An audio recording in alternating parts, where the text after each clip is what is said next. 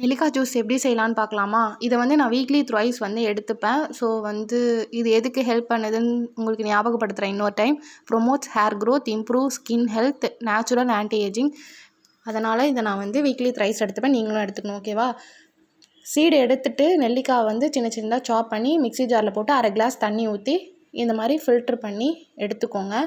நல்லா ஃபைன் பேஸ்ட்டாக அரைஞ்சோடனே இதுமாதிரி நல்லா ஃபில்ட்ரு பண்ணி ஜூஸை மட்டும் எடுத்துக்கோங்க. சக்கையை தூக்கி போட்டுருங்க. இது ஜூஸ் ரெடி ஆகிட்டு இதை வந்து இதுமாரி கிளாஸ் கண்டெய்னரில் எடுத்துக்கோங்க. இல்லைனா வாட்டர் பாட்டிலில் எடுத்து ஃப்ரிட்ஜில் 10 days வரையும் ஸ்டோர் பண்ணிக்கலாம். ரிமைனிங் உள்ளதை வந்து நான் இன்னொரு சில்வர் பாக்ஸில் போட்டு நான் ஸ்டோர் பண்ணிக்கிறேன்.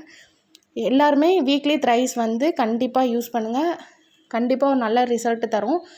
அதாவது ஆஃப்டர் மீல் 11 மணிக்கு கரெக்டாக எல்லோரும் குடிங்க. ஸ்கூல் போகிறவங்களா இருந்தீங்கன்னா பிரேக்ஃபாஸ்ட் ஆஃப்டர் மீல் பிரேக்ஃபாஸ்ட்க்கு அப்புறம் ஒரு கிளாஸ் குடிச்சிட்டு போங்க, ஓகேவா? குடிச்சு பார்த்துட்டு எப்படி இருக்குதுன்னு சொல்லுங்கள். Tata bye bye. See you next video.